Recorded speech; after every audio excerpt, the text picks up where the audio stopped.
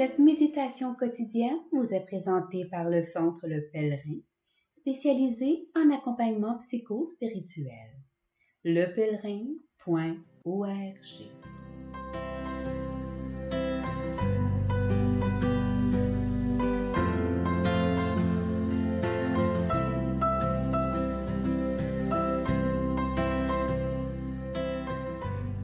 Évangile du samedi 27 mai. En ce temps-là, Jésus venait de dire à Pierre « Suis-moi ». S'étant retourné, Pierre aperçoit, marchant à leur suite, le disciple que Jésus aimait. C'est lui qui, pendant le repas, s'était penché sur la poitrine de Jésus pour lui dire « Seigneur, quel est celui qui va te livrer ?» Pierre, voyant donc ce disciple, dit à Jésus « Et lui, Seigneur, que lui arrivera-t-il » Jésus lui répond « Si je veux qu'il demeure jusqu'à ce que je vienne, que t'importe? Toi, suis-moi. » Le bruit courut donc parmi les frères que ce disciple ne mourrait pas.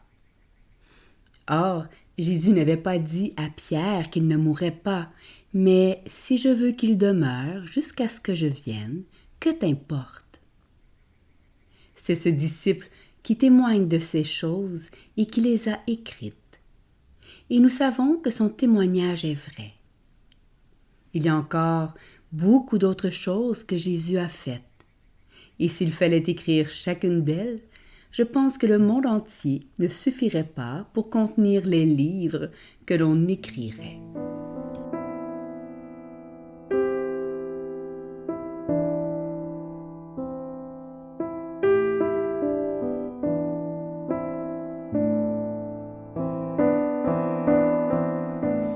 Méditation. En route vers le monastère, j'écoute le ton las de ma copine au volant. Son épuisement est si dense que je me sens à l'étroit même en levant le regard vers l'horizon. Elle me parle de ses enfermements qui l'épuisent et l'absorbent tel un papier buvard. Que reste-t-il du nectar destiné à la célébration et au renversement, une fois essuyé pour faire place nette? Sa vie est nette, essuyée par une rigueur exigée par le succès. Entraînement athlétique aux aurores, carrière professionnelle de haute voltige le midi, vie sociale papillonnant entre les amis et le bénévolat, le tout déjà évidé en soirée. Le nectar n'enivre plus.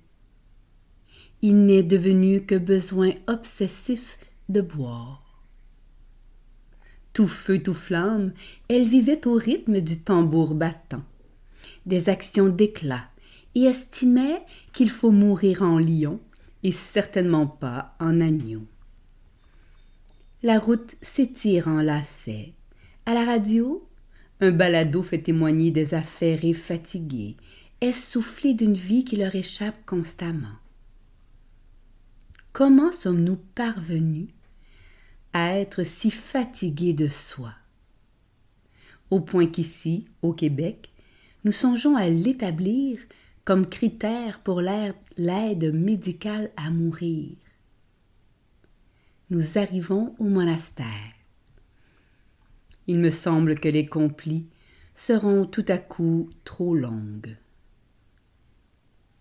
Les versets précédents du chapitre qui clôt l'évangile de Jean nous montrent la dernière rencontre du Christ avec les apôtres pécheurs, retournés à leur vie d'avant, leur Tibériade.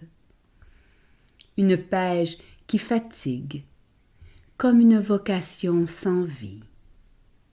Une tâche pour assurer la survie et l'oubli. Un Éden déserté, un verger stérile, une innocence exsangue.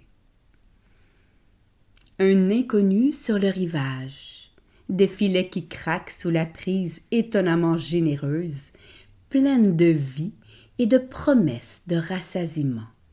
Le Maître est de retour. Liturgique, la scène sera rejouée. Cette fois, Tibériade et Galilée ne seront plus contrées et espaces vacants, mais envois et chemins de gloire. Pierre débarque à moitié nu pour se jeter à la mer à la rencontre du ressuscité. Jean, le disciple bien-aimé, est resté apparemment dans l'embarcation jusqu'à se déposer sur le rivage où un feu de braise les attend. L'amour est ainsi. Il est feu de braise sur le rivage où nous nous échouons, avec nos vies larvées, nos ancres crochies et nos immenses galères s'enfonçant dans nos réussites éphémères, liquides. L'amour est apaisement. Pour l'enfer intérieur, comme pour le cœur brûlant, son mouvement est le repos. Son écart se moque du temps et de la distance physique, nous reprochant parfois plus d'un mort que de son enfant. Il s'écoule dans le creux de nos événements, arrachant le fugace et le périssable sur son passage.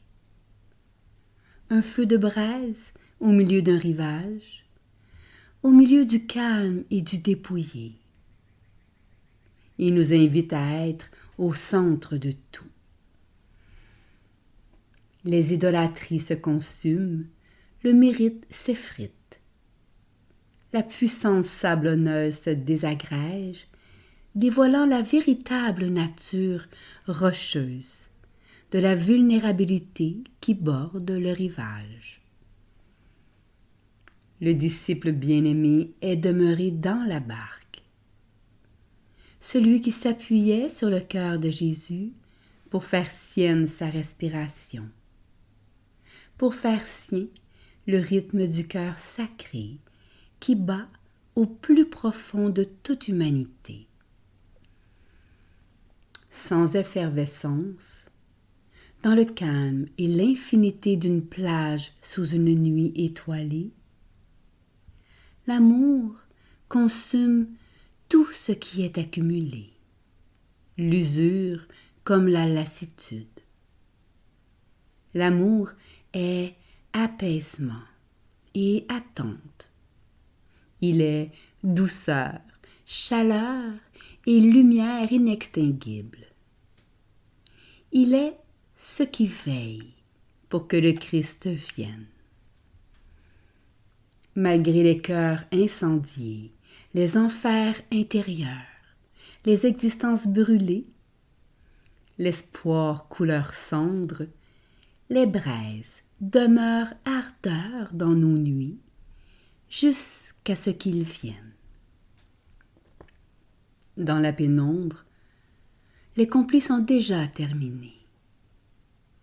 Une brise se fait sentir malgré les fenêtres fermées. Je frissonne. Je me tourne vers ma copine lessivée.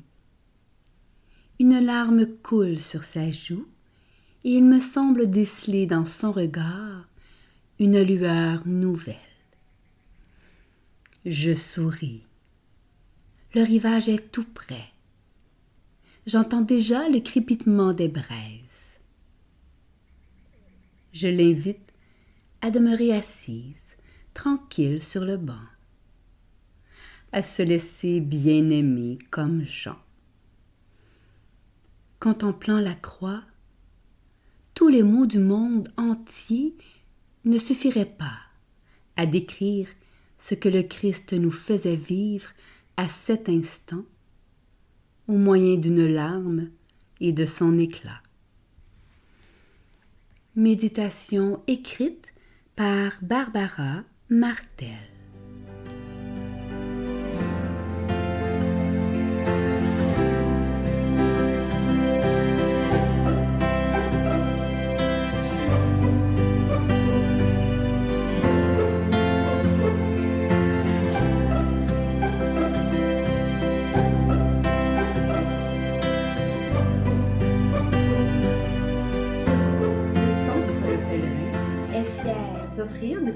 20 ans un service d'accompagnement ainsi qu'un certificat universitaire en accompagnement spirituel.